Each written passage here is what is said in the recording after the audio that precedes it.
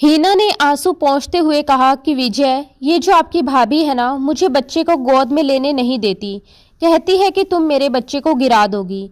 विजय पहले से ही परेशान था। उसने तिरछी नजर से हीना की तरफ देखा, जिसकी आंखों और हरकतों में हद से ज्यादा बचपना झलक रहा था। अभी भी उसने दो चोटियां बना रखी थी और हाथ में अपना टेडी बियर पकड़े हुए वह बिल्कुल बच्चों की तरह बातें कर रही थी। विजय को वैसे भी अपने पिता पर गुस्सा आ रहा था, जिन्होंने उससे 10 साल छोटी लड़की से उसकी शादी करवा दी थी और उसे एक अजीब सी मुश्किल में डाल दिया था। वह खुद 28 साल का था और हीना उससे पूरे 10 साल छोटी थी। कद में तो वह बड़ी थी, मगर सोच अब भी बच्चों जैसी थी। उसे किसी बात की गंभीरता समझ नहीं आती थी। विजय को हमेशा समझदार और सुलझी हुई लड़कियां पसंद थी, जबकि हीना उतनी ही लापरवाह और नासमझ थी। शादी को 1 साल हो चुका था, लेकिन सच ये था कि हीना को देखकर विजय के दिल में कोई एहसास ही नहीं जागता था, और अगर कभी वह उसके करीब जाने की कोशिश भी करता तो हीना डर जाती और रोने लगती। विजय और विक्रांत दोनों की शादी एक साथ हुई थी। विक्रांत की पत्नी रंजना अब एक बेटे की मां भी बन चुकी थी, मगर विजय अब तक हीना के करीब जाने को तरस रहा था और आज वह यकीनन रंजना के बेटे को गोद में लेने की जिद कर रही होगी। इसी वजह से उसे मना कर दिया होगा, क्योंकि इस नासमझ लड़की का क्या भरोसा कि कहीं वह सच में बच्चे को गिरा ही ना दे। अब हीना विजय से शिकायत कर रही थी और साथ साथ आंसू भी बहा रही थी। विजय ने उस पर एक तीखी नजर डाली और बिना कुछ कहे फिर से अपने लैपटॉप में व्यस्त हो गया। हीना बोली कि विजय, मुझे अपना बच्चा चाहिए, तो मुझे बच्चा ला कर दो। उसकी ये फरमाइश सुनकर विजय हैरान रह गया और आंखें फाड़कर उसे देखने लगा।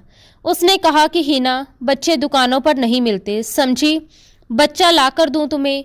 फिर रूखे अंदाज में बोला कि हटो पीछे, मुझे काम करने दो। लेकिन विजय के इस रूखे व्यवहार का भी हीना पर कोई असर नहीं पड़ा। वह बोली कि मुझे नहीं पता, मुझे अपना बच्चा चाहिए तो बस चाहिए। मेरे साथ अस्पताल चलो, रंजना भाभी भी वहीं से बच्चा लाई है, मुझे भी ला कर दो। विजय ने लैपटॉप बंद कर दिया और सोचने लगा कि अब वह इस बेवकूफ़ लड़की को कैसे समझाए कि अस्पताल में बच्चे बिकते नहीं हैं। उसने उसके चेहरे की तरफ ध्यान से देखते हुए पूछा कि बच्चा चाहिए तुम्हें? हीना ने बिना सोचे कहा कि हाँ चाहिए, बल्कि 2 चाहिए, और 2 उंगलियां दिखाते हुए बोली कि फिर मैं भी रंजना भाभी को अपना बच्चा नहीं दूंगी। उसकी इस नासमझी पर विजय हल्की सी मुस्कान दबा गया और बोला कि 2 बच्चे चाहिए मेरी बुलबुल को। हीना ने तुरंत कहा कि हाँ 2। विजय ने धीरे से उसके कान के पास आकर कहा कि बच्चा पाने के लिए बहुत कुछ सहना पड़ता है, इतनी आसानी से बच्चे नहीं मिलते। सह लोगी तुम? हीना ने मासूमियत से कहा कि हाँ, मैं सब कुछ कर लूँगी, बस मुझे बच्चा चाहिए तो चाहिए। विजय ने पूछा कि चिल्लाओगी तो नहीं? वह बोली कि मैं क्यों चिल्लाऊंगी। उसने फिर पूछा कि शोर शराबा तो नहीं मचाओगी? हीना ने कहा कि नहीं, मैं खुश हो जाऊंगी, मेरे पास अपने बच्चे होंगे। उसकी आंखों में एक मासूम सा सपना चमक रहा था। विजय ने कहा कि देखो, दर्द होता है, बस थोड़ा सा दर्द, और फिर पक्का तुम्हें अपना बच्चा मिल जाएगा। ये सुनकर हीना खुश हो गई और बोली कि ठीक है, मैं आंखें बंद करके सह लूंगी। जब विजय ने हीना को बच्चे के लिए इतना बेचैन देखा तो उसने मन ही मन भगवान का शुक्रिया अदा किया और कहा कि अच्छा, आओ मेरे साथ, आज मैं तुम्हें बच्चा जरूर दूंगा। उसने अपना लैपटॉप एक तरफ रख दिया। उस रात का तो उसे कब से इंतजार था। वह हीना को अलमारी के पास ले गया, एक नया नाइट गाउन निकालकर उसके हाथ में दिया और बोला कि जाओ, इसे पहन कर आओ। फिर उसके हाथ से टेडी बियर लेकर एक तरफ रख दिया। हीना ने नाइट गाउन को हाथ में लेकर कुछ पल उसे देखा, जैसे समझने की कोशिश कर रही हो। फिर अपनी वही मासूम सी आंखें उठाकर बोली, क्या इसे पहनने से बच्चा मिल जाता है? उसके इस बेतुके और नासमझ सवाल से विजय पूरी तरह परेशान हो चुका था। 1 साल से वह उसकी इसी मासूमियत और बचपने को झेल रहा था। उसने खुद को संभालते हुए सख्त लहजे में कहा, बच्चा चाहिए हीना? हीना ने बिना किसी झिझक के सिर हिलाया और बोली हाँ। विजय ने आगे कहा, तो फिर वही करो जो मैं कह रहा हूँ। बिना कोई सवाल जवाब किए विजय के बदले हुए स्वर ने हीना को चुप करवा दिया और वह बिना कुछ बोले नाइट गाउन लेकर बाथरूम में चली गई। कुछ देर बाद जब वह कमरे में लौटी तो विजय उसे देखते ही ठहर सा गया। पहली बार उसे ऐसा लगा जैसे उसके सामने कोई और ही खड़ी हो। वह नाइट गाउन में बेहद अलग और खूबसूरत लग रही थी, इतनी कि विजय की दबी हुई भावनाएं अपने आप प्रबल होने लगी। मगर हीना खुद बेहद घबराई हुई थी। उसने अपने दोनों हाथों से नाइट गाउन का गला कसकर पकड़ रखा था, मानो खुद को ढाल दे रही हो। विजय धीरे धीरे उसके पास आया और उसके चेहरे की तरफ देखा, फिर बिना कुछ कहे उसकी दोनों चोटियां खोल दी। उसके लंबे घने बाल कंधों पर फैलते ही विजय का दिल और भी तेज धड़कने लगा। हिना अब भी अपने हाथ से गला पकड़े खड़ी थी।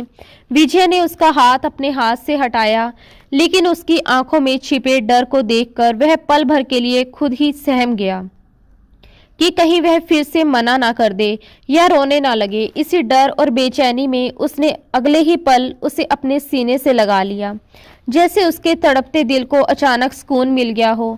वह धीरे धीरे हीना में खोने लगा, अपनी भावनाओं पर काबू खोता चला गया। मगर हीना के लिए ये सब बेहद उलझन भरा था। अचानक उसके पेट में दर्द उठा और वह एकदम से पीछे हट गई। विजय को उसकी इस हरकत पर फिर से गुस्सा आ गया। हीना घबराई हुई आवाज में बोली, विजय, मेरे पेट में दर्द हो रहा है। रंजना भाभी को भी ऐसे ही हुआ होगा। मुझे भी अस्पताल ले चलो, बच्चा आने वाला है। ये सुनते ही विजय का सब्र टूट गया। उसने उसका हाथ पकड़कर उसे बिस्तर पर धकेल दिया और सख्त आवाज में कहा, सिर्फ किस करने से बच्चा नहीं आ जाता, समझी? बहुत कुछ सहना पड़ता है, तब जाकर एक मासूम सा छोटा बच्चा हाथ में आता है। बच्चा चाहिए ना तुम्हें? हीना का चेहरा पीला पड़ चुका था। विजय अपनी शर्ट उतार चुका था। 1 साल से वह इस लड़की के बचपने, उसकी नासमझी और दूरी को सहता आ रहा था, मगर आज वह अपनी भावनाओं के सैलाब में बह जाना चाहता था। इससे पहले कि हीना उठकर बैठ पाती, विजय उसके ऊपर लेट गया। उसने हीना की उंगलियों में अपनी उंगलियां थाम ली और उस पल हीना की घबराहट चरम पर पहुंच गई। उसकी सांसें तेज हो गई, दिल जोर जोर से धड़कने लगा और कमरे में एक अजीब सी बेचैनी फैल गई। हीना को बचपन से ही बच्चों से बहुत प्यार था। गली में छोटे छोटे बच्चों को खेलते देखती तो उन्हें पकड़ पकड़ कर अपने घर ले आती और उनके साथ खेलने लगती। उसकी माँ इस आदत से हमेशा परेशान रहती थी और अक्सर डांटते हुए कहती, हीना, मैं तुम्हारी इस आदत से बहुत परेशान हो गई हूँ। तुम मोहल्ले के बच्चों को बिना बताए अपने घर ले आती हो और फिर उनके माता पिता हमारे दरवाजे पर आकर पूछते हैं कि पता नहीं हमारे बच्चे कहाँ चले गए। कहते हैं आपकी बेटी हमारे बच्चों को अपने घर ले आई है, आखिर तुम्हें चाहिए क्या? तब हीना बड़ी मासूमियत से बिना किसी झिझक के जवाब देती, माँ, मुझे बच्चा चाहिए। उसकी माँ की आंखें ये सुनकर हैरानी से फैल जाती और वह गुस्से में कहती, क्या तुम पागल हो गई हो? तुम्हें जरा भी समझ है? हीना तुरंत अपनी दलील देती, और वो जो रत्ना मौसी है ना, वो भी आपकी ही उम्र की है और 4 साल पहले भगवान से बच्चा लेकर आई है। माँ, तुम भी अस्पताल चलो, मुझे भी एक छोटा सा बच्चा ला दो।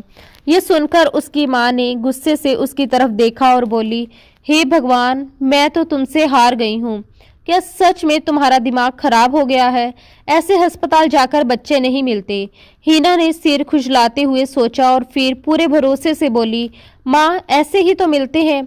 मैंने रत्ना मौसी से पूछा था, उन्होंने कहा था अस्पताल जाओ, बच्चा मिल जाएगा। माँ, प्लीज अस्पताल चलो ना, मुझे बच्चा ला कर दो। कसम से मैं खुद ही संभाल लूंगी और फिर मोहल्ले के बच्चों को अपने घर नहीं लाऊंगी।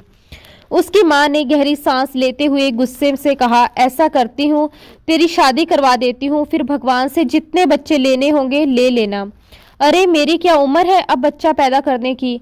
हीना पढ़ाई में बहुत कमजोर थी और अपनी क्लास में भी मुश्किल से पास हो पाती थी, इसलिए आगे उसने साइंस नहीं बल्कि आर्ट्स चुनी।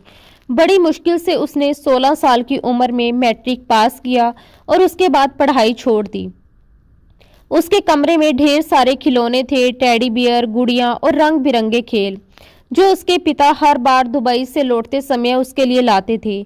उसके पिता दुबई में काम करते थे और जब भी वहां से वापस आते उसके लिए ढेर सारे खिलौने लाते, मगर हीना को खिलौनों से ज़्यादा बच्चे अच्छे लगते थे। वह अपने खिलौने भी मोहल्ले के छोटे छोटे बच्चों को दे देती थी और उनके साथ घंटों खेलती रहती थी। मोहल्ले में कहीं भी किसी के घर बच्चा पैदा होता वह भागी भागी वहां पहुंच जाती। उस छोटे से मासूम को गोद में लेकर देर तक उसे निहारती रहती। उसके नन्हे नन्हे हाथों और मासूम चेहरे को बहुत गौर से देखती रहती थी। इन्हीं दिनों विक्रांत के ससुराल वालों ने साफ कह दिया था कि वे शादी के लिए और इंतजार नहीं कर सकते। शादी सिर्फ विक्रांत की तय थी, लेकिन जब विजय के पिता को पता चला कि हिना के पिता दुबई से आए हुए हैं तो वह उनसे मिलने अक्सर उनके घर जाने लगे। हर बार दुबई से लौटने पर उनकी मुलाकात होती थी और बातचीत लंबी होती चली जाती थी। इस बार उन्होंने हिना के पिता को कुछ ज्यादा ही परेशान देखा तो हाल चाल पूछ लिया। हिना के पिता ने भारी मन से कहा, अब बूढ़ा हो गया हूँ, अकेले सब संभालना मुश्किल हो जाता है। काम से थक कर लौटता हूँ तो खाना भी खुद बनाना पड़ता है। सोचता हूँ पत्नी को साथ ले जाऊं, लेकिन बेटे की समस्या है। जिस कंपनी में मैं काम करता हूँ वहां पत्नी को तो लाने की इजाजत है, लेकिन बच्चों को नहीं। मैं हीना को भी ले जाना चाहता हूँ, बस इसी चिंता में हूँ। ये सुनकर विजय के पिता ने गंभीर स्वर में कहा कि तुम ऐसा करो, हीना की शादी मेरे बेटे विजय से कर दो। ये बात सुनते ही हिना के पिता कुछ पल के लिए चुप हो गए, फिर भारी मन से बोले कि वह अभी बहुत छोटी है, सिर्फ 17 साल की है। ऊपर से वह हमारी इकलौती बेटी है, उसमें अभी बहुत बचपना है और दुनिया की समझ भी उतनी नहीं है। मुझे नहीं लगता कि वह शादी जैसी बड़ी जिम्मेदारियां निभा पाएगी। विजय के पिता ने उन्हें दिलासा देते हुए कहा कि तुम बिल्कुल चिंता मत करो, मैं तुम्हारी बेटी को अपनी सिर आंखों पर बिठाकर रखूंगा। उसे कभी माँ बाप की कमी महसूस नहीं होने दूंगा। मैं ये रिश्ता इसलिए भी करना चाहता हूँ ताकि समाज के लोग मुंह बंद रखें और कोई भी तुम्हारी बेटी की तरफ उंगली उठाने की हिम्मत तक ना कर सके। रही बात विजय की, तो उसे मैं खुद समझा दूंगा, वह हीना को कभी परेशान नहीं करेगा। उस समय विजय की उम्र 27 साल की थी। उसके मन में भी शादी को लेकर एक खालीपन था और एक साथी की चाह भी। जब उसके पिता ने उसे हीना की तस्वीर दिखाई तो वह एक पल के लिए उसी तस्वीर में खो गया। तस्वीर किसी शादी समारोह की थी जिसमें हीना ने सलीके से एक सुंदर सूट पहना हुआ था। उसके बाल खुले हुए थे, चेहरे पर हल्का सा मेकअप था और आंखों में एक अजीब सी मासूम चमक। वह कहीं से भी 17 साल की नहीं लग रही थी, बल्कि अपनी उम्र से 2-3 साल बड़ी और समझदार दिखाई दे रही थी। वही तस्वीर सीधे विजय के दिल में उतर गई। उसने बिना ज्यादा सोचे कहा कि उसे कोई आपत्ति नहीं है। विजय को यह भी पता था कि हीना के माता पिता जल्द ही दुबई जाने वाले हैं, इसलिए शादी में देर नहीं की जा सकती। उसी दिन विक्रांत के साथ उसकी भी शादी की तारीख तय हो चुकी थी। विजय की मन ही मन ये बड़ी ख्वाहिश थी कि शादी से पहले एक बार हीना से मुलाकात हो जाए, उसे सामने से देख ले और 2-4 बातें कर ले, लेकिन ये मुमकिन नहीं था। उसने एक बार हिम्मत करके अपनी माँ से कहा भी कि वह लड़की से मिलना चाहता है, पर माँ ने साफ मना कर दिया। उन्होंने कहा कि पहली मुलाकात शादी पर ही ठीक रहेगी, बीच में बस 1 महीना तो है। अगर लोग ये सुनेंगे कि हमारे बेटे को चैन नहीं पड़ रहा और वह मंगेतर से मिलने को बेचैन है तो कितना बुरा लगेगा। माँ की इन बातों ने विजय को भीतर तक शर्मिंदा कर दिया और वह चुप रह गया। उसे जरा सा भी अंदाजा नहीं था कि उसकी होने वाली पत्नी इतनी नासमझ और लापरवाह होगी। शादी के दिन विदाई के समय हीना बहुत रोई, आंसू जैसे थम ही नहीं रहे थे। उसकी आंखों में डर था, अनजान भविष्य का डर। और फिर आई शादी की पहली रात। जब विजय कमरे में दाखिल हुआ, उसके दिल में भावनाओं का सैलाब उमड़ रहा था। उसे उम्मीद थी कि हीना बिस्तर पर बैठी उसका इंतजार कर रही होगी, लेकिन कमरे का नजारा देखकर वह हैरान रह गया। हीना बेचैनी से कमरे में इधर उधर टहल रही थी। कभी वह बिस्तर के नीचे झुककर कुछ ढूंढती तो कभी अलमारी खोलकर उसे ध्यान से देखने लगती। विजय ने दरवाजा बंद किया और हैरानी के साथ उससे पूछा कि वह क्या ढूंढ रही है। हीना ने मासूमियत भरे स्वर में जवाब दिया कि वह अपना टेडी बियर ढूंढ रही है। माँ ने कहा था कि ससुराल में उसके कमरे में उसका टेडी बियर होगा, लेकिन यहाँ तो कहीं नजर नहीं आ रहा। यह सुनकर विजय उसे बस हैरानी से देखता रह गया। वह लड़की इतनी बेचैन थी कि अगर उसे उसका टेडी बियर नहीं मिला तो पता नहीं क्या हो जाएगा। विजय ने थोड़ा हैरान होकर कहा, आज की रात तुम्हें टैडी का क्या करना है? ये सुनकर वह हल्की सी झुंझलाहट के साथ अपना सिर खुजलाने लगी और बोली, मुझे नींद नहीं आ रही। मैं टैडी के बिना कभी नहीं सोती और ये कपड़े भी मुझे उतारने हैं, ये बहुत चुभ रहे हैं। उसकी बात सुनकर विजय और असमंजस में पड़ गया। उसने धीरे से कहा कि देखो, अभी तो मैंने तुम्हें जी भरकर देखा भी नहीं है, ना ही तुमसे ढंग से बातें की हैं। इस पर वह मासूमियत से बोली, कौन सी बातें करनी है? जब मुझे नींद आती है तो मुझे कुछ भी अच्छा नहीं लगता। अभी मुझे बहुत जोर की नींद आ रही है, मुझे बस सोना है। तुम मेरा टैडी लाकर दे दो ना। उसकी आंखों से साफ झलक रहा था कि वह सच में नींद से बेहाल है। उसकी पलकों में भारीपन था और आवाज में बच्चों जैसी जिद। विजय को उसकी हरकतें बेहद अजीब लगी। शादी के बाद आमतौर पर लड़कियां थोड़ी शर्माती हैं, झिझकती हैं, घबराती हैं, लेकिन उसमें ऐसा कुछ भी नहीं था। ना उसके चेहरे पर शादी की पहली रात वाली झिझक थी, ना ही कोई संकोच या घबराहट। वह जैसे पूरी तरह अपने ही ख्यालों और आदतों में उलझी हुई थी। विजय के मन में अजीब सी बेचैनी भर गई। वह बिना कुछ कहे तुरंत कमरे से बाहर निकला। उसके माता पिता अभी भी हॉल में बैठे बातें कर रहे थे। विजय ने अपनी माँ के पास जाकर थोड़े परेशान स्वर में कहा, माँ, ये कैसी लड़की है? माँ ने चौंक कर पूछा, क्यों, क्या हो गया? विजय ने कहा, अजीब अजीब बातें कर रही है, कहती है मुझे सोना है, टैडी चाहिए, टैडी के बिना नहीं सोऊंगी। मुझे तो ये सब बहुत अजीब लग रहा है। विजय की बात सुनकर उसकी माँ हल्का सा हंस पड़ी और बोली, अरे इसमें अजीब क्या है? वह अपने माँ बाप की बहुत लाडली रही है, ऊपर से इकलौती बेटी है, कोई छोटा भाई बहन भी नहीं है, इसलिए उसे खिलौनों से खेलने की आदत है। धीरे धीरे समय के साथ सब ठीक हो जाएगा। तुम थोड़ा सब्र रखो और उसे समझने की कोशिश करो। आखिर वह उम्र में भी तो बहुत छोटी है, तुमसे पूरे 10 साल छोटी। ये सुनकर विजय के होश उड़ गए। वह घबराकर लगभग चीख ही पड़ा। क्या मतलब? वह बेचारा अनजाने में ही कितनी बड़ी उलझन में फंस गया था, इसका उसे अब एहसास हो रहा था। उसने भारी आवाज में कहा, आपका मतलब है कि वह 16 या 17 साल की लड़की है? उसकी माँ ने सामान्य सा लहजा रखते हुए कहा, हाँ बेटा, बस 6 महीने पहले ही उसने मैट्रिक पास किया है। विजय ने हैरानी से कहा, लेकिन दिखने में तो बिल्कुल ऐसी नहीं लगती। माँ ने गहरी सांस लेकर जवाब दिया, उम्र तो इतनी ही है, बस बचपना बहुत ज़्यादा है इसमें।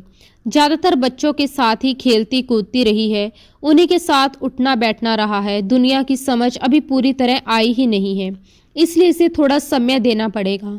ये सुनते ही विजय वहीं सोफे पर बैठ गया और सिर पकड़ लिया। उसने आज की रात को लेकर ना जाने क्या क्या सपने बुने थे, कैसी उम्मीदें पाल ली थी, लेकिन हकीकत इससे बिल्कुल उलट निकली। उसके सामने जो लड़की थी वह बिल्कुल नासमझ, मासूम और हर बात से बेखबर लग रही थी। विजय की माँ उसके पास आकर बैठ गई और स्नेह से बोली, बेटा इतना परेशान क्यों हो रहे हो? विजय ने भीतर दबा गुस्सा और उलझन निकालते हुए कहा, माँ, आपको मुझे पहले ही बता देना चाहिए था। मैं ऐसी लड़की के साथ जिंदगी कैसे गुजार पाऊंगा? आप जानती हैं कि मुझे समझदार और मैच्योर लड़कियां पसंद हैं, और ये तो बिल्कुल लापरवाह सी लग रही है।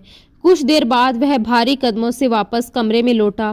कमरे में पहुंचते ही उसने देखा कि हीना अपना दुपट्टा उतारने की कोशिश कर रही थी, लेकिन वह दुपट्टा उसकी चोली से जुड़ा हुआ था। उसके बालों में कई पिन लगी हुई थी, जिन्हें वह घबराहट और झुंझलाहट में निकालने की कोशिश कर रही थी, मगर उसे समझ ही नहीं आ रहा था कि शुरुआत कहाँ से करे। उसने पहले कभी इतना भारी और सजा धजा सूट नहीं पहना था, इसलिए वह और ज़्यादा उलझती जा रही थी। विजय ने उसे इस हालत में देखा तो उसकी आवाज़ अपने आप नरम हो गई। उसने कहा, रुको, मैं हटा देता हूँ। उसने दरवाज़ा बंद किया और अंदर से कुंडी लगा दी। फिर वह धीरे धीरे ड्रेसिंग टेबल के पास आया और सावधानी से हीना का दुपट्टा हटाने लगा। उस पल वह इतनी खूबसूरत लग रही थी कि विजय का दिल बहकने लगा और मन में शैतानी सी हलचल मच गई, लेकिन हीना उसके इन जज्बातों से पूरी तरह अनजान थी। विजय ने दुपट्टा एक तरफ रख दिया और फिर उसके गहने उतारने लगा। जैसे जैसे वह उसके करीब आता गया, उसके लिए अपने दिल और भावनाओं पर काबू पाना मुश्किल होता चला गया। गहने उतारने के बाद वह खुद को रोक नहीं पाया और भावनाओं में बहकर उसने हीना की गर्दन पर अपने होठ रख दिए। हीना को अचानक एक झटका सा लगा। वह घबरा गई और उसने तुरंत विजय के सीने पर हाथ रखकर उसे पीछे धकेल दिया। विजय इस तरह की प्रतिक्रिया के लिए बिल्कुल भी तैयार नहीं था। वह विजय को हैरानी और गुस्से से घूरकर देखने लगी और तेज आवाज में बोली, ये क्या बदतमीजी है। विजय कुछ समझ पाता उससे पहले ही हीना का गुस्सा फूट पड़ा। उसकी आंखों में ना डर था ना झिझक, बस नाराजगी थी। वह चिल्लाकर बोली, बेशरम, तुम्हारी हिम्मत कैसे हुई मेरे साथ ऐसी गंदी हरकत करने की। रुको, मैं अभी मम्मी से तुम्हारी शिकायत करती हूँ। ये कहते हुए वह बिना कुछ सोचे समझे तेजी से दरवाजे की तरफ बढ़ी, जैसे अभी बाहर जाकर सबको बता देगी। इससे पहले कि वह कमरे से बाहर जा पाती, विजय ने आगे बढ़कर उसका हाथ पकड़ लिया और उसे अपने सामने खड़ा कर दिया। उसके चेहरे पर गुस्सा, हैरानी और मजबूरी, तीनों भाव एक साथ थे। उसने सख्त लेकिन दबे हुए स्वर में कहा, ये बातें मम्मी को नहीं बताते, यहाँ बैठो, मैं तुम्हें कुछ समझाता हूँ। विजय को लगा कि शायद हीना पति पत्नी के रिश्ते की नाजुकता, उसके मायने और जिम्मेदारियों को बिल्कुल नहीं समझती। उसके मन में ये ख्याल आया कि अगर वह उसे शांति से समझा देगा, धीरे धीरे बात करेगा, तो शायद वह सब समझ जाएगी। लेकिन हीना ने उसकी बात सुनने की जगह झटके से अपना हाथ उसके हाथ से छुड़ा लिया और चिढ़ते हुए बोली, मुझे नींद आ रही है, मुझे किसी की कोई बात नहीं सुननी। मुझे अभी और इसी वक्त मेरा टैडी ला कर दो। उसकी आवाज़ में बच्चों जैसी जिद थी और आंखों में नींद की थकान।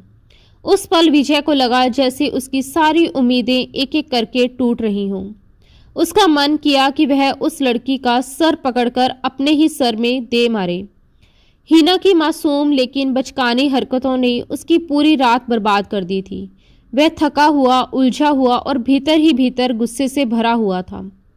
आखिरकार रात के लगभग 1 बजे वह चुपचाप घर से बाहर निकला, गाड़ी स्टार्ट की और सड़कों पर एक ऐसी गिफ्ट की दुकान ढूंढने लगा जो खुली हो। शहर लगभग सो चुका था, सड़कें सुनसान थी और उसका मन और भी भारी होता जा रहा था। 1-2 दुकानें जो बंद होने ही वाली थी, उनमें से एक पर उसने जल्दी जल्दी जाकर एक बड़ा सा टेडी बियर खरीदा और बिना कुछ सोचे वापस घर लौट आया। टेडी देखते ही हीना के चेहरे पर खुशी फैल गई। उसने उसे झट से अपने सीने से लगा लिया और कुछ ही पलों में बच्चों की तरह उससे लिपट कर सो गई। विजय उसे देर तक यूं ही देखता रह गया। उसके चेहरे पर थकान, आंखों में खालीपन और दिल में अजीब सी कसक थी। अगले दिन रिसेप्शन का दिन था, लेकिन हालात जरा भी बेहतर नहीं थे। हीना उस भारी ड्रेस में बेहद अनकंफर्टेबल महसूस कर रही थी और विजय का मूड पहले से ही खराब था। एक तो उसकी बीवी बेहद खूबसूरत थी, लोग उसकी तारीफें कर रहे थे, लेकिन उसे विजय के जज्बातों, उसकी उम्मीदों और मन के हालत का जरा सा भी एहसास नहीं था। कमरे में आते ही उसने झुंझलाकर कहा, जल्दी से मेरा दुपट्टा और गहने उतारो, मुझे बहुत घुटन हो रही है। विजय बस उसे देखता रह गया। आज वह पहले ही गुस्से और तनाव में था, इसलिए उसने साफ मना कर दिया। वह रूखे स्वर में बोला, अपने काम खुद करो, तुम्हें मेरे जज्बातों का कौन सा एहसास है। कल की पूरी रात तुम अकेले ही सोती रही, पता नहीं मैंने क्या क्या सोच रखा था। ऐसा भी नहीं होता, कोई लड़की इतनी भी बेवकूफ़ नहीं होती जितनी तुम हो। गुस्से में कही गई ये बात हीना के दिल को सीधे चुभ गई। उसकी आंखें भर आई। बड़ी मुश्किल से उसने खुद अपना दुपट्टा उतारा, फिर एक एक करके गहने उतारे और चिढ़कर उन्हें वैसे ही ड्रेसिंग टेबल पर फेंक दिया। विजय ने उसे और सख्त लहजे में कहा, इन्हें उठाओ और ठीक से समेटकर लॉकर के अंदर रखो और लॉक लगाओ। ये सुनते ही हीना का सब्र टूट गया। वह फूट फूट कर रोने लगी और कांपती आवाज में बोली, मैं तुम्हारी शिकायत करूंगी, देख लेना। फिर रोते हुए उसने कहा, मम्मी ने कहा था कि तुम्हारा दूल्हा बहुत अच्छा होगा, तुम्हें डांटेगा नहीं, तुम वहाँ बहुत खुश रहोगी। तुमने तो मुझे दूसरे ही दिन डांटना शुरू कर दिया। विजय को अपनी गलती का एहसास हुआ। उसने गहरी सांस ली और हीना के पास चला गया। वह भी क्या करता, अपने जज्बातों के हाथों मजबूर था। उसने उसके आंसू पोंछे और नरमी से कहा, अच्छा नहीं डांटता। इसके बाद विजय ने खुद ही उसके गहने समेटे, उन्हें बॉक्स में रखा और लॉकर में बंद कर दिया। तब तक हीना अलमारी से आरामदायक कपड़े निकाल चुकी थी और वॉशरूम चली गई। ढीली ढाली शर्ट और ढीले ट्राउज़र पहनकर उसे कुछ सुकून मिला। हाथ मुंह धोने के बाद वह वॉशरूम से बाहर आई, 2 चोटियां बनाई, अपना टैडी पकड़ा और बिस्तर पर लेट गई। विजय उसे देखकर बस देखता ही रह गया। उसकी तो नींद ही जैसे उड़ चुकी थी। उसे समझ नहीं आ रहा था कि हिना इतनी आसानी से कैसे सो सकती है। वह उसके पास आया और बोला, थोड़ी देर बातें कर लें। लेकिन हिना जम्हाई लेते हुए बोली, नहीं, मुझे नींद आ रही है, कल बातें कर लेंगे ना। मम्मी मुझे रोज़ 10 बजे सुला देती थी, अब तो 1 बज रहा है। वह सच में नींद से बेहाल हो रही थी। उसकी नींद से भरी आंखें विजय का चैन चुरा रही थी। जब उससे और रहा नहीं गया तो उसने तकिया ठीक किया और वह भी बिस्तर पर लेट गया। हिना को इसकी जरा भी परवाह नहीं थी। रात में जब वह गहरी नींद में सो गई तो विजय ने धीरे से उसका टैडी एक तरफ कर दिया। उसकी खूबसूरती देखकर उसके दिल में बहुत कुछ उमड़ने लगा। वह कब तक अपने जज्बातों पर काबू रख पाता। इसी बेचैनी में उसने उसके तकिए के पास अपना सिर रखा और उसे अपनी बाहों में भर लिया। लेकिन जैसे ही हिना को किसी की बाहों में खुद को कैद महसूस हुआ, उसकी आंख खुल गई। तब तक वह अपने चेहरे पर विजय की गर्म सांसें महसूस कर चुकी थी। उसने तुरंत विजय के सीने पर हाथ रखकर उसे पीछे धकेल दिया और सख्त स्वर में कहा, पीछे हटो, यहाँ क्या कर रहे हो? विजय ने भर्राई आवाज में कहा, प्लीज हिना, मुझे अपने करीब आने दो ना, मुझसे रहा नहीं जा रहा। मुझे इतना तो हक है कि मैं तुमसे सुकून हासिल कर सकूं। मेरी मजबूरी समझो प्लीज़। वह लगातार रिक्वेस्ट कर रहा था। जैसे ही उसने अपने सुलगते होठ हिना के नरम मुलायम होठों पर रखे, वह मचल कर रह गई। इससे पहले कि वह प्यार का पहला स्पर्श उसके होठों पर रखता, हिना बुरी तरह से कांप गई। उसने जल्दी से अपने होठों पर हाथ रख लिए। विजय ने एक ठंडी आह भरी और कहा, हाथ हटाओ, पति को इतना भी परेशान नहीं करते। का मौन, हाथ उठाओ। लेकिन वह अपने होठों पर मजबूती से हाथ रखे ना में सिर हिलाने लगी। विजय ने उसके दोनों हाथ अपने एक हाथ से हटाने की कोशिश की। इससे पहले कि वह कुछ समझ पाता, हिना आंखें बंद करके जोर जोर से चिल्लाने लगी, बचाओ बचाओ बचाओ। ये सुनते ही विजय तुरंत पीछे हट गया। हिना लगातार रोते हुए कहने लगी, मुझे कोई बचाओ। तभी अचानक दरवाजे पर जोर जोर से दस्तक हुई। विजय का दिल जोर जोर से धड़कने लगा। उसके मन में उथल पुथल मच गई। अब वह सबको क्या जवाब देगा कि हिना इस तरह पागलों की तरह क्यों चिल्ला रही है, वो भी रात के इस वक्त। बाहर विजय की माँ की आवाज़ थी। उन्होंने पूछा, क्या हुआ? दरवाज़ा खोला। हिना ने झट से विजय को खुद से पीछे किया, जल्दी से खड़ी हुई और दरवाज़ा खोल दिया। तब तक विजय भी बिस्तर से उतरकर खड़ा हो चुका था। उसे समझ नहीं आ रहा था कि इस हालत को कैसे संभाले। हिना ने कमरे की लाइट जला दी और रोते हुए विजय की माँ के गले लग गई।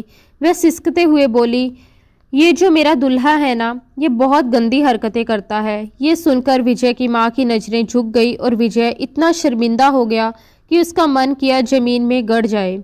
उसकी माँ ने धीरे से पूछा, बेटा क्या हुआ?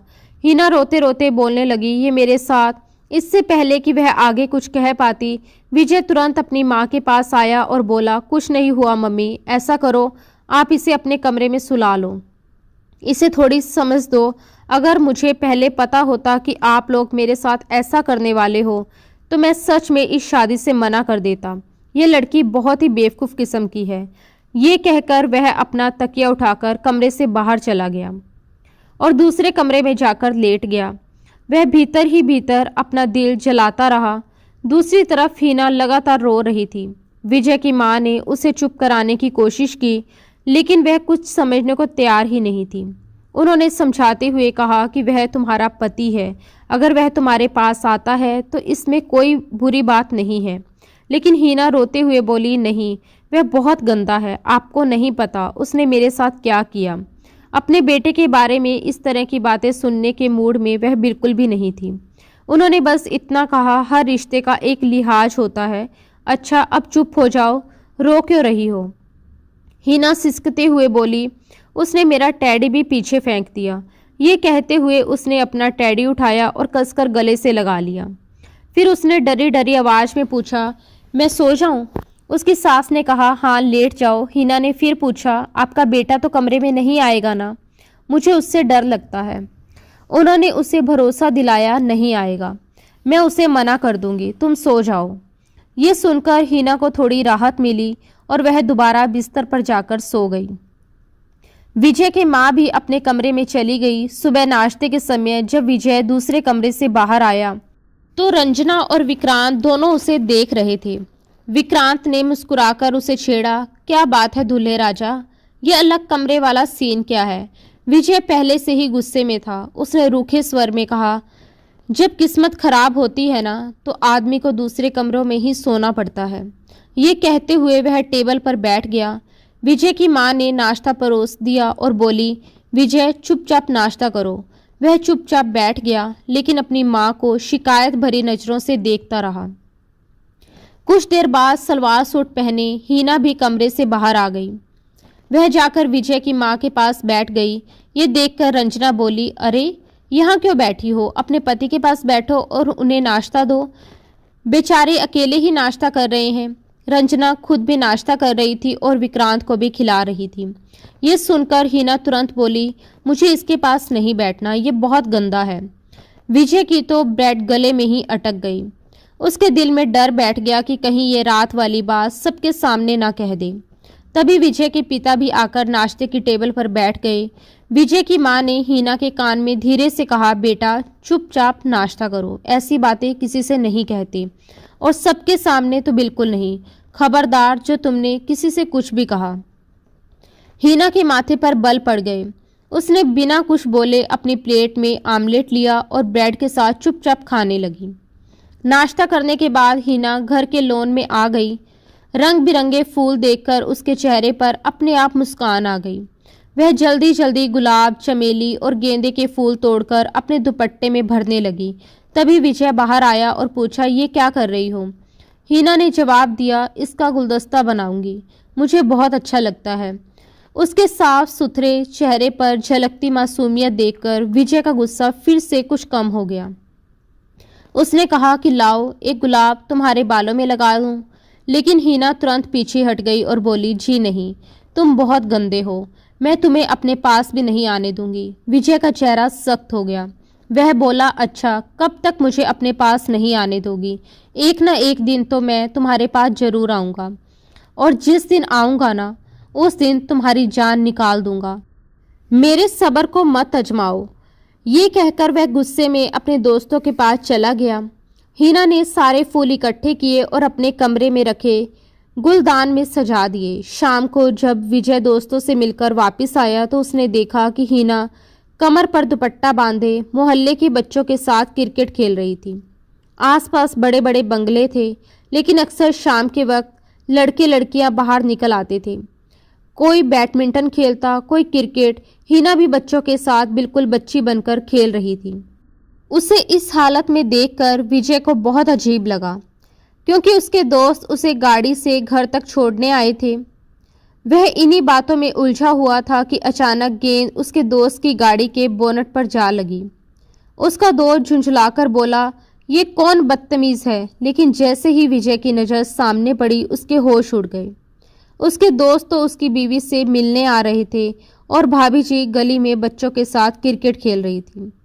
विजय का एक दोस्त हंसते हुए बोला, बड़ी अजीब लड़की है, इतनी बड़ी होकर बच्चों के साथ खेल रही है। विजय शर्म के मारे नजरें तक नहीं उठा पा रहा था। वह गाड़ी से नीचे उतरा और बोला, अच्छा ठीक है तुम लोग जाओ। दोस्त बोले, ऐसे कैसे जाएं? तुम तो कह रहे थे कि अपनी बीवी के हाथ की चाय पिलाओगे। हम भाभी के हाथ की चाय पिए बिना थोड़े ही जाएंगे। विजय ने झट से बहाना बनाया और कहा, अभी जाओ यहाँ से, फिर कभी पिला दूंगा। शायद वह मायके गई है। विजय की शादी भी इतनी हड़बड़ी में हुई थी कि विजय अपने दोस्तों को ठीक से बुला भी नहीं पाया था और जिस हालत में उसके दोस्तों ने उसकी बीवी को देखा उससे वह अंदर ही अंदर शर्मिंदा हो गया था।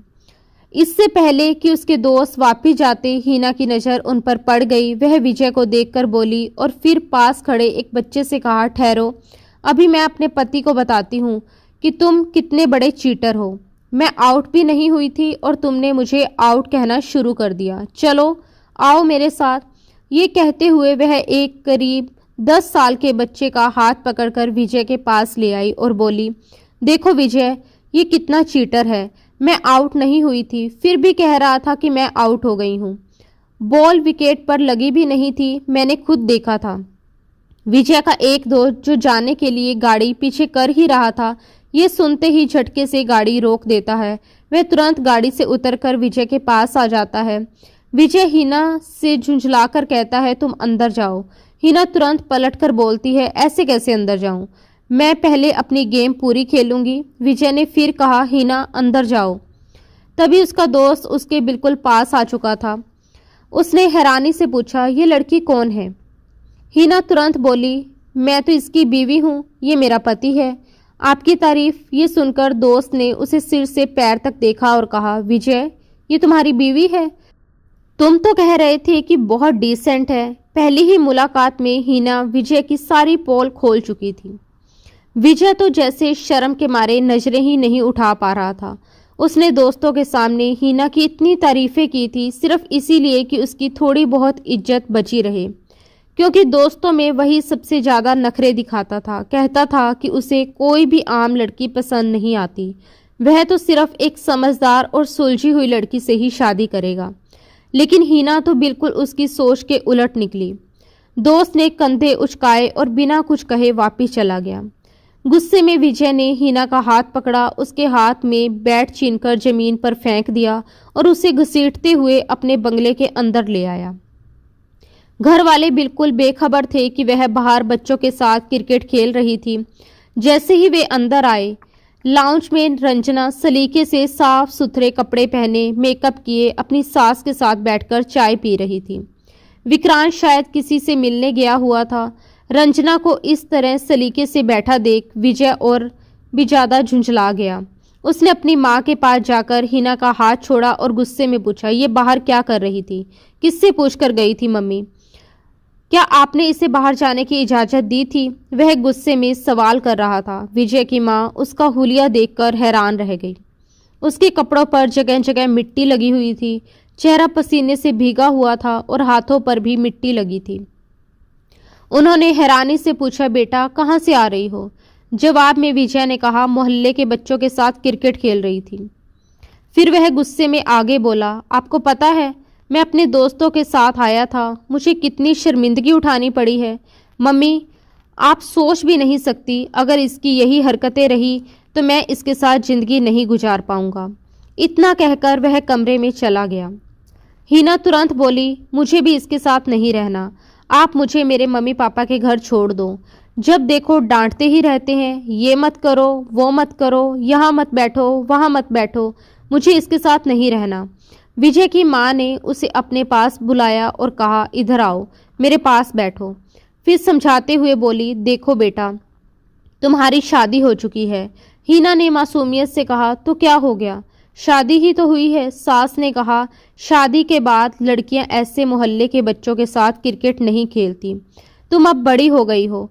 हिना बोली, हाँ लेकिन मैं तो अपने घर में भी बच्चों के साथ क्रिकेट खेलती थी। क्रिकेट खेलना कोई गुनाह थोड़ी है। विजय की माँ के समझाने के बाद भी हिना पर कोई खास असर नहीं हुआ। एक दिन वह बाहर गली में खड़ी थी, तभी सामने वाले बंगले से कुछ बच्चे बाहर आए। एक बच्चे ने एक छोटे से लगभग 8 या 9 महीने के बच्चे को गोद में उठा रखा था। उस बच्चे को देखते ही हिना तुरंत उनके पास चली गई और बोली, लाओ इसे मुझे दे दो। बच्चे ने उसे गोद में थमा दिया। ये वही लड़का था जिसके साथ हिना क्रिकेट खेलती थी। वह बोला, दीदी आप इसे पकड़ कर रखना, मैं 2 मिनट में आता हूँ। ये कहकर वह अंदर चला गया। हिना काफ़ी देर तक उसका इंतजार करती रही, लेकिन वह बाहर नहीं आया। तब वह उस छोटे बच्चे को अपने घर ले आई और लॉन में बैठकर उसके साथ खेलने लगी। देखते देखते 2 घंटे बीत गए। हिना उस बच्चे में इतनी खो गई कि उसे एहसास ही नहीं हुआ कि बच्चे की माँ उसे ढूंढ ढूंढ कर परेशान हो रही है। उसके बड़े भाई को भी ये नहीं पता था कि हिना का घर कौन सा है। वह बस यही कह रहा था कि यहाँ एक दीदी खड़ी थी, मैंने उन्हीं को बच्चा पकड़ा दिया था। आखिरकार चौकीदार ने पहचान लिया और कहा, आपका बच्चा तो हमारे घर पर है। तभी विजय की माँ भी लॉन में आ चुकी थी और नौकरानी से वही चाय लाने को कह रही थी।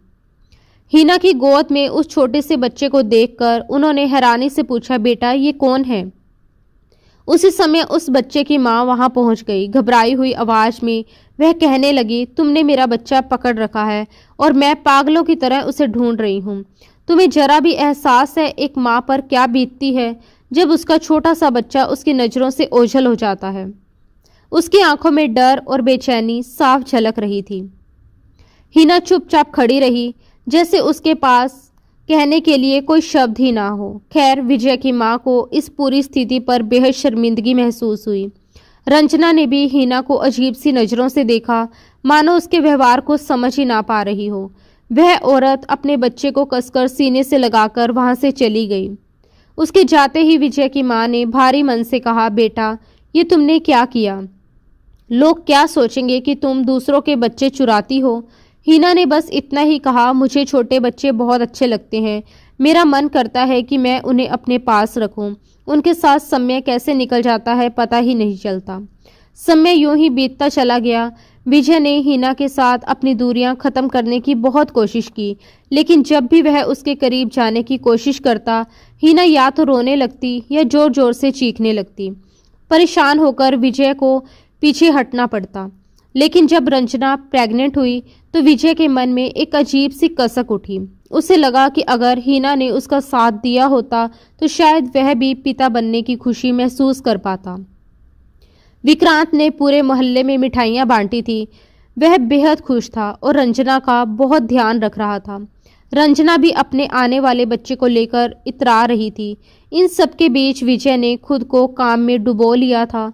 अब वह हिना से ज़्यादा बातें नहीं करता था। घर आता, खाना खाता और लैपटॉप लेकर बैठ जाता, मानो दुनिया से कट जाना चाहता हो।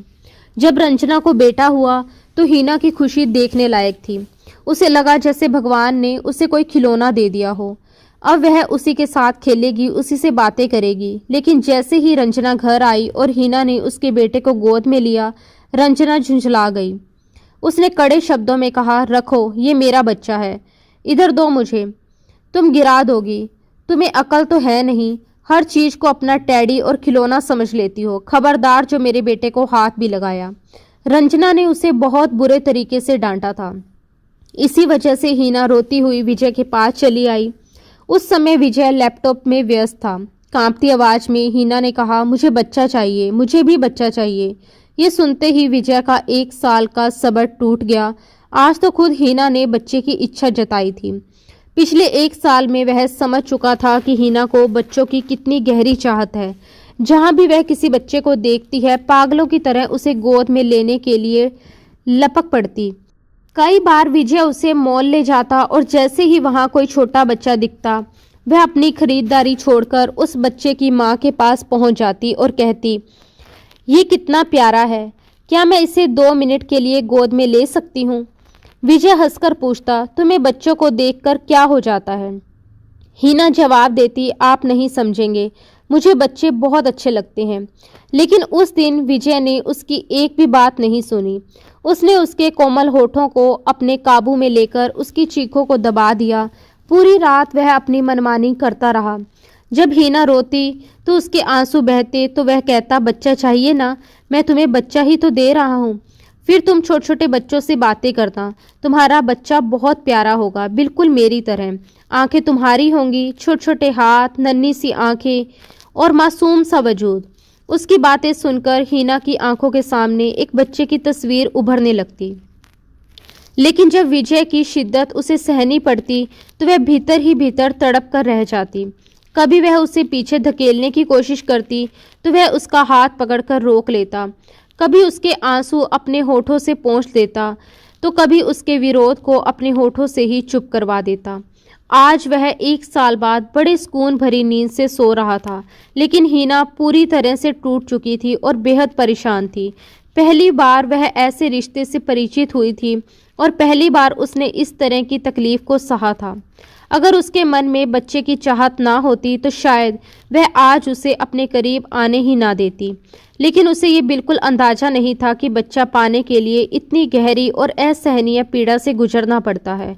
उसे तो अभी ये तकलीफ ही बहुत ज़्यादा लग रही थी। आने वाले समय में जो और दर्द उसका इंतजार कर रहे थे उनसे वह पूरी तरह अनजान थी। थकान और बेचैनी से उसका शरीर टूट चुका था, इसलिए नींद से बेहाल होकर वह करवट बदलकर सो गई। सुबह सबसे पहले विजय की आंख खुली और अपने बगल में हीना को देखकर उसके चेहरे पर हल्की मुस्कान आ गई। लेकिन जैसे ही उसकी नज़र हीना के मुरझाए चेहरे पर पड़ी, उसे पूरी रात की घटना याद आ गई। उसके भीतर हीना के लिए फिर से प्यार उमड़ आया। उसका बिखरा हुआ अस्तित्व भी उसे अच्छा लगने लगा।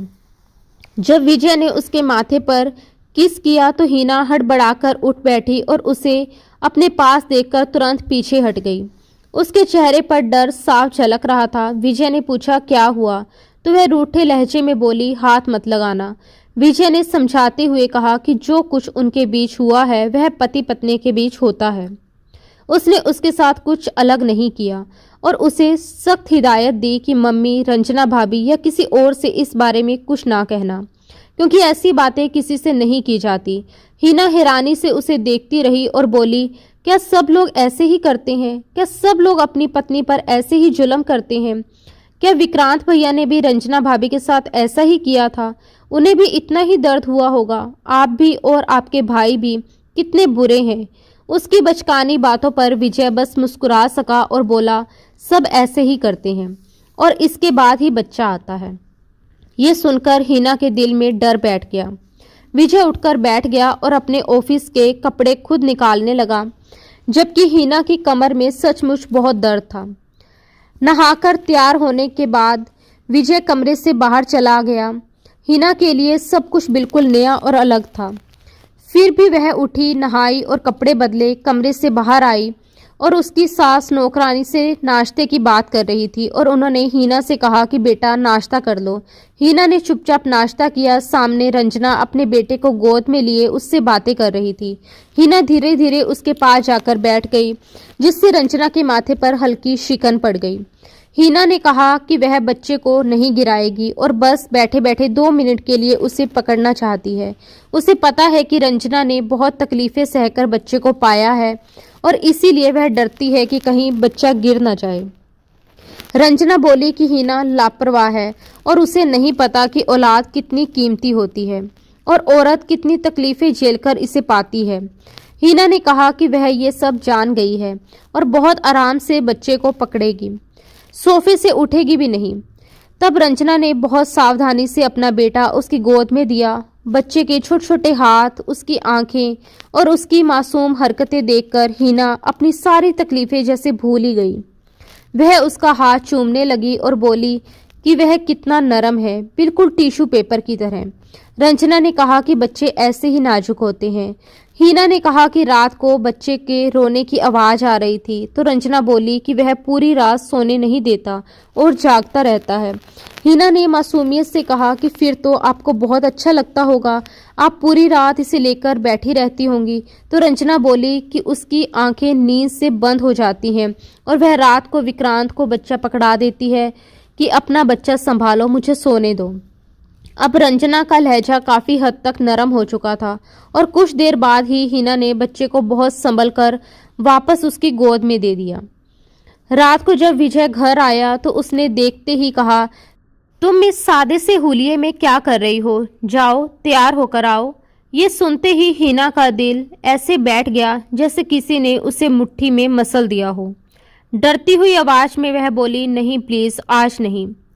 उसे इतना घबराया हुआ देखकर विजय ने तुरंत लहजा बदला और कहा, अरे मैं आज तुम्हें बाहर लेकर जाना चाहता हूँ, होटल में खाना खाएंगे, चलो तैयार हो जाओ। वह असल में हीना का डर दूर करना चाहता था। हीना धीरे धीरे तैयार हो गई। विजय उसे एक अच्छे और महंगे रेस्टोरेंट में ले गया। मेन्यू कार्ड भी उसी के हाथ में थमाया और बोला, तुम ऑर्डर करो। उसने सारा खाना हीना की पसंद का ही मंगवाया। उसके बाद वह उसे एक सुनार की दुकान पर ले गया। प्यार भरे लहजे में बोला, जो पसंद आए ले लो, मैं तुम्हें दिला दूंगा। हीना ने बस इतना कहा, मुझे तो बस बच्चा चाहिए।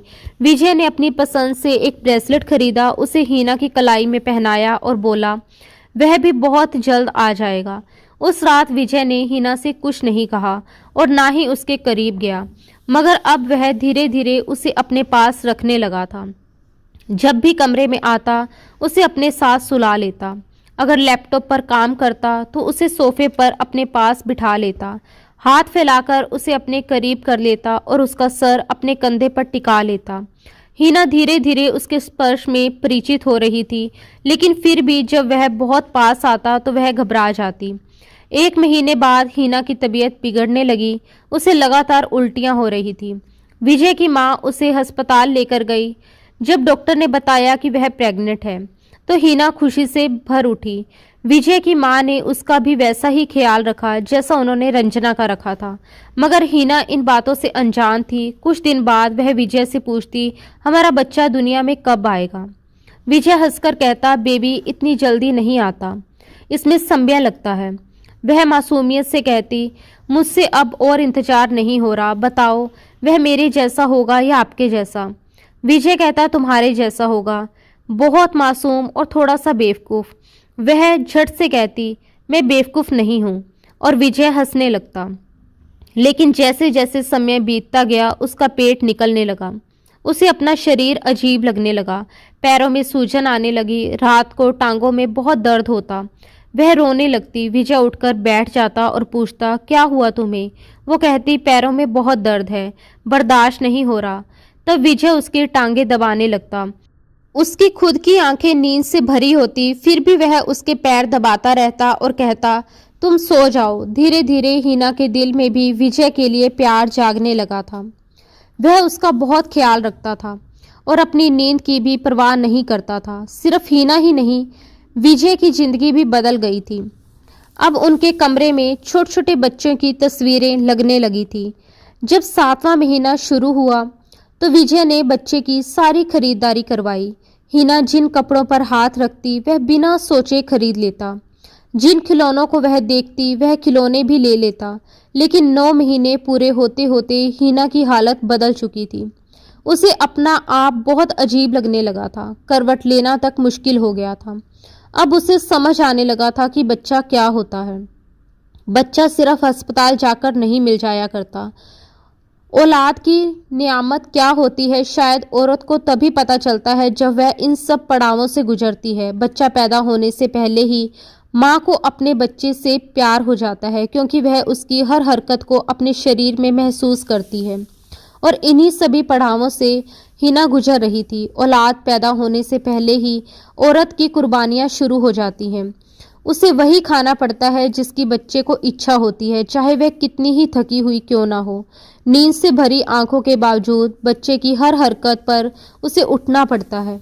9 महीने पूरे होने के बाद जब प्रसव का दर्द उठा तो हिना को लगा जैसे अब वह मर ही जाएगी। दर्द की तीव्रता इतनी ज़्यादा थी कि उसे अपनी सांसें तक थमती हुई महसूस होने लगी। उधर विजय की भी हालत खराब हो चुकी थी। हिना की दर्द भरी चीखें सुनकर वह पूरी तरह घबरा गया था। वह जल्दी से अपनी माँ को कमरे में लेकर आया। विजय की माँ और रंजना दोनों ने हिना को सहारा दिया। किसी तरह उसे गाड़ी तक लेकर गए। विजय की माँ पिछली सीट पर हिना के पास बैठ गई। गाड़ी चलाते समय विजय बार बार उसका हाथ थाम लेता और कहता, कुछ नहीं होगा, सब ठीक हो जाएगा।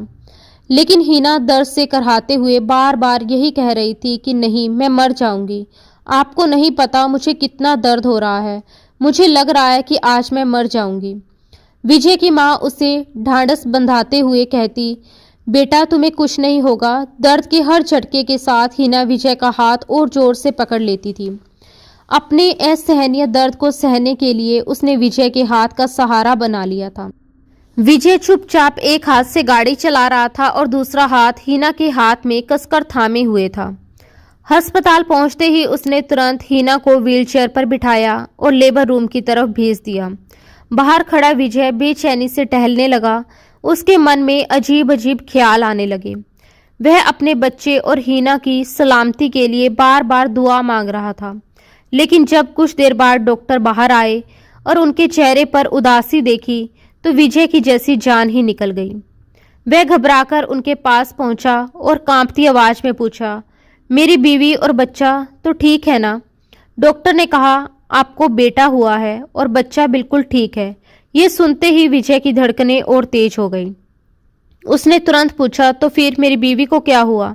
डॉक्टर बोले, ऑपरेशन के दौरान वह बेहोश हो गई थी, लेकिन अभी तक उन्हें होश नहीं आया। आमतौर पर औरतें होश में आ जाती हैं, लेकिन यहाँ थोड़ा समय लग रहा है। तभी नर्स एक छोटा सा बच्चा लेकर आई और विजय की गोद में दे दिया। बच्चे को देखते ही विजय की आंखों से आंसू बहने लगे। उसे याद आने लगा कि हीना को बच्चों का कितना शौक था, कितनी बेसब्री से वह अपने बच्चे का इंतजार कर रही थी। और अब वह खुद होश में नहीं थी, वह भीतर से टूट चुका था। उसने बच्चे को प्यार से सीने से लगाया और फिर अपनी माँ की गोद में दे दिया।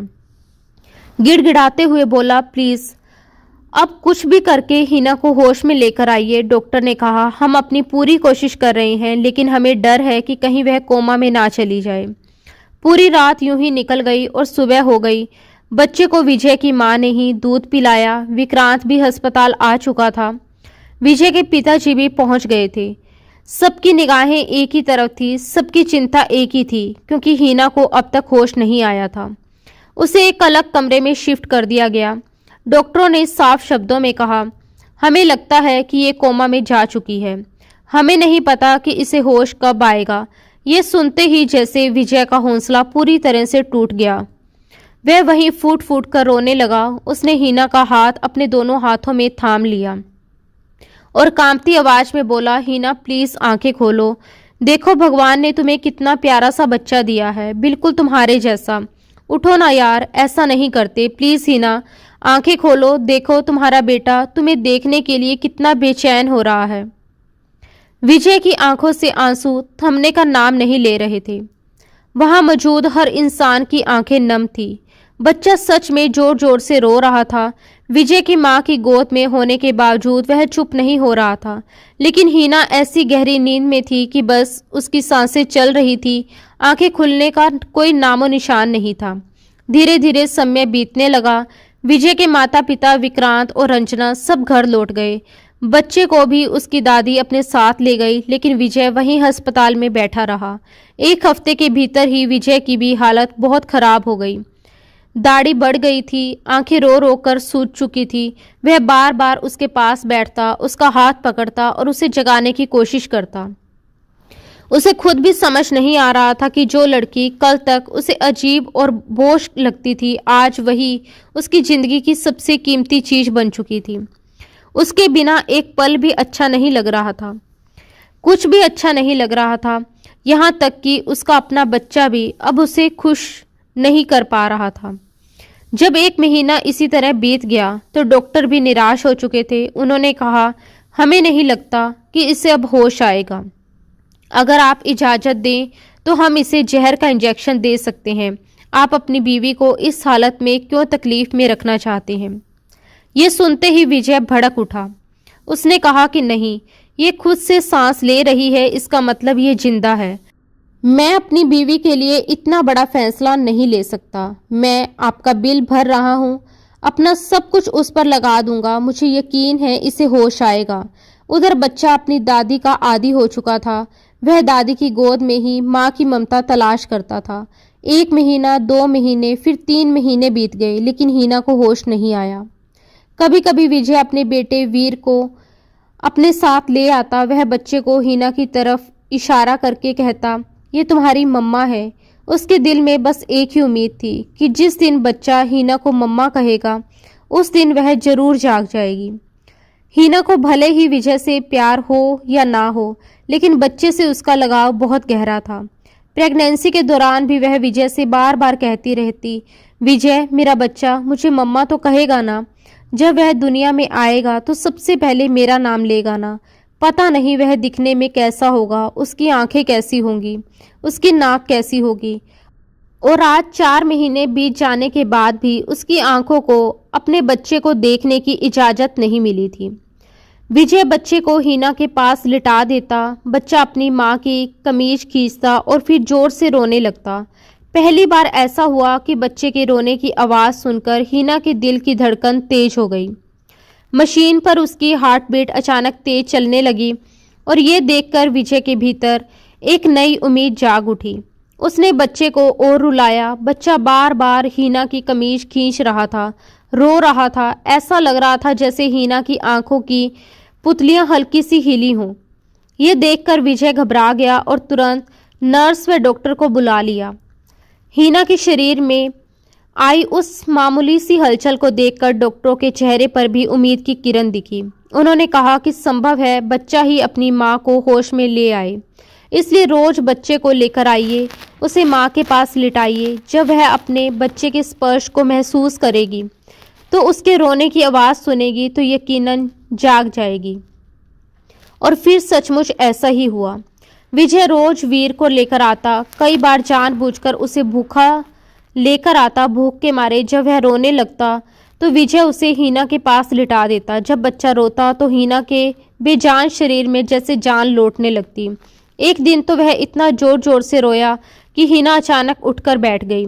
ये देखकर विजय जैसे सन्न रह गया और डॉक्टर भी हैरान रह गए। उसने तुरंत अपने रोते बच्चे को गोद में लेकर सीने से लगा लिया। डॉक्टरों का कहना था कि ये ऊपर वाले की कृपा है, क्योंकि कोमा के मरीज कई सालों तक वैसे ही पड़े रहते हैं और लोग उम्मीद छोड़ देते हैं। लेकिन शायद ये हीना का अपने बच्चे के लिए गहरा प्यार था जिसने उसे होश में ला दिया। वह बच्चे को सीने से लगाए रो रही थी। उसे लग रहा था जैसे अभी अभी ऑपरेशन हुआ हो और कुछ घंटों में ही उसे होश आ गया हो। मगर जब उसे बताया गया कि वह पिछले 4 महीनों से बेहोश थी तो उसे यकीन ही नहीं हुआ। वह अपने बच्चे को बार बार चूमती रही और विजय उसे बस देखता रहा। कुछ ही दिनों में वह ठीक होकर घर आ गई और उसके बाद विजय उसका और भी ज़्यादा ख्याल रखने लगा। वह उसे अपने पास लगाकर सुलाता।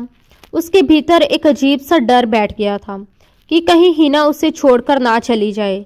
जब बेटा 3 साल का हुआ तो हीना ने ही मुस्कुराकर कहा, आपको नहीं लगता कि वीर का कोई भाई या बहन होना चाहिए?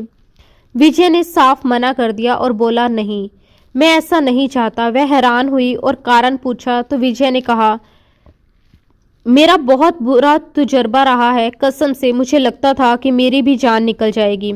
इतना कहकर वह हीना को अपने सीने से लगाकर रो पड़ा और बोला, मैं तुम्हें खोना नहीं चाहता, बस एक बच्चा ही काफ़ी है।